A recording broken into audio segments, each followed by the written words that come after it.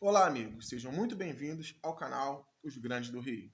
Sou o Leandro Loureiro e apresento para vocês um resumo do futebol carioca.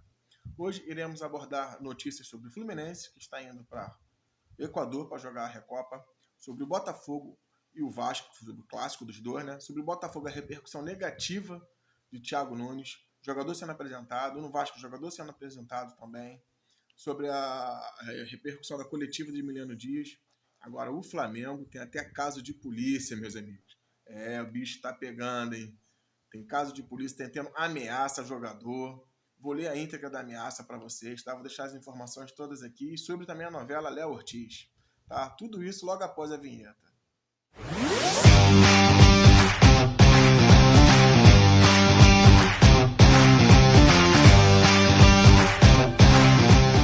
E vamos começar pelo Flusão, atual campeão carioca e da Libertadores. O Fluminense que embarcou hoje para o Equador, tá? Levou junto o zagueiro Manuel, tá? Que tá vindo de doping, né? De suspensão. E o atacante Keno, tá? Que estava machucado, mas acredito eu que o Keno está embarcando, tem condição de jogar. Então ele vai conseguir jogar sim. Tá? O Fluminense então tá indo completo. Tem tudo para conseguir um bom resultado, tá? Conseguir essa forra aí da LDU, tá? E vamos torcer pelo Flusão, porque é o Rio, tá? Está representando o futebol brasileiro. Vamos torcer pelo Flu que consiga esses resultados. E vamos falar do clássico, Vasco e Botafogo. O clássico foi 4-2 para o Vascão, mas foi um jogo bom, o Vasco realmente jogou muito bem, tá? O Botafogo começou muito bem com seus titulares, não poupou o jogo que vai ter agora no meado de semana contra o Aurora pela pré-Libertadores. Todo mundo esperava o Botafogo poupar, mas ele não poupou, fez como último teste, começou muito bem no jogo, sabe? Belo espaço, boa tabelinha, um time mais encorpado.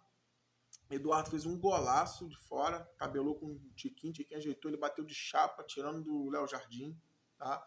Mas o Vasco não desistiu, buscou o empate e uma linda jogada de Payet, de trivelinha linda, no peito do Galdames, que dominou, dividiu com o Gatito e guardou. 1-1, terminou assim o primeiro tempo, um bom jogo bom. Só que no segundo tempo, o Botafogo não veio.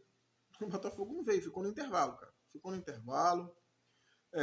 O Vasco rapidamente fez um gol com o Piton. O Vasco virou o jogo, que não virava jogo desde 2022. O Vasco vira o jogo, faz 2-1. Logo depois, Verratti marca de pênalti, um pênalti sofrido por Paulo Henrique. Uma bobeada do Gatito com o Hugo. O Hugo não dominou. Paulo Henrique rápido, né? O Hugo tentou segurar dentro da área. Pênalti, o Vasco virou, ampliou, né? 3-1 com o Verratti. Depois um cruzamento de Pumita, que entrou no lugar do Paulo Henrique. O Verratti vai de carrinho, a bola acerta a trave, bate nas costas do Gatito e entra, considerado gol contra, né? Isso. Vasco fez 4-1. O Botafogo resolveu reagir. O Botafogo começou a pressionar, com as mudanças também de Thiago Nunes. Começou a dar uma apertada no Vasco e Eduardo marca um golaço. Cara, que gol. O cruzamento, acho que foi escanteio, Tiquinho dividiu, ganhou de cabeça. A bola sobra para o Eduardo, que puxa numa bicicleta sensacional. Léo Jardim só olhou, nem saiu na foto. Um golaço mesmo, 4-2. O Botafogo ainda tentou dar uma pressão, diminuir, mas ficou nisso mesmo, tá? Resultado bom para o Vasco, ruim para o Botafogo, corre o risco de ficar de fora, tá? Do quadrangular, né? Final, da semifinal. Para acabar disputando Taça Rio novamente, tá? O Nova Iguaçu ontem ganhou, vou falar do Nova Iguaçu também. Foi disputado, cara, o clássico, mas o Botafogo, sabe, saiu negativo pela entrevista do seu técnico, que vou dizer já já. Agora, vamos falar de uma coletiva positiva, de uma coletiva negativa. Como já disse num vídeo anterior, concordo plenamente com as falas do Vene Casagrande, tem aí no nosso canal também um short, tá? O Vene falando que acredita que o Thiago Nunes não fica até o fim do ano. Eu também acredito nisso, tá? Sempre achei um cara fraco pro Botafogo. O Botafogo tinha que buscar um técnico de nome. Acho que se buscasse um técnico de nome no ano passado, conseguiria ainda conseguir o título, tá? Faltou, sabe, pulso ali, cara. Os jogadores dão uma chacoalhada neles ano passado.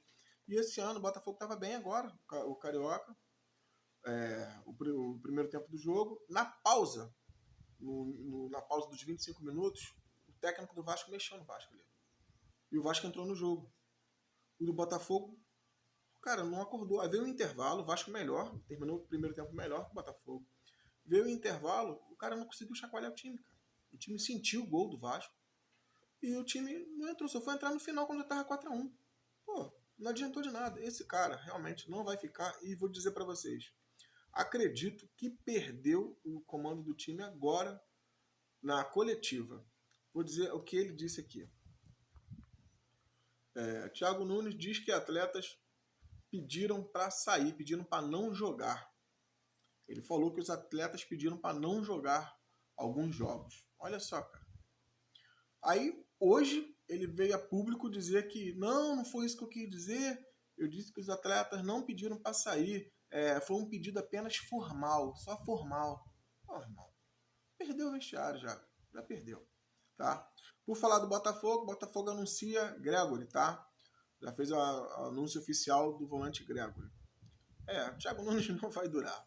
Vamos falar de coletiva positiva, vamos falar do Vasco. Emiliano Dias disse que toda a preparação antes de um clássico, eles já têm a experiência de Boca e River Plate, né? Eles eram do River, o pai dele foi ídolo do River, um grande jogador. Então eles já têm essa experiência, eles entram em clássico para matar ou morrer. Clássico é de vida ou morte, com eles não tem essa não. E isso fez com que a mentalidade do Vasco, que antigamente era ponto garantido nos clássicos, não é mais. Esses últimos clássicos, o Vasco não tem perdido, se não me engano, 5 ou 6 clássicos sem derrota. Tá? E esse ano, os 3 clássicos sem derrota. E vou te dizer, tirando o Flamengo, que foi um jogo equilibrado, os outros 2 clássicos o Vasco foi muito melhor. Contra o Fluminense era para ter ganho também. Entendeu? Então, realmente, essa mentalidade vencedora do Ramon Dias e Emiliano Dias tem mudado a história do Vasco nos clássicos, tá? E por falar também no Vasco, anunciou a contratação do volante Sforza, tá? Já está tudo oficializado, tudo certinho, já tudo correto do volante Sforza. E vamos falar do Campeonato Carioca. O Nova Iguaçu jogou ontem à noite, tá? Completando a rodada e ganhou do Audax de 2-1 em Saquarema, no estádio do Boa Vista, onde o Audax abriu o marcador, fez o primeiro gol do campeonato deles, tá? Eu vi o jogo, o Audax jogou bem, cara. Jogou bem, nem parece o time que tá na lanterna. Jogou bem, gostei do atacante Bruno Paula. O moleque insinuante, pega, vai pra dentro mesmo, apanhou bastante.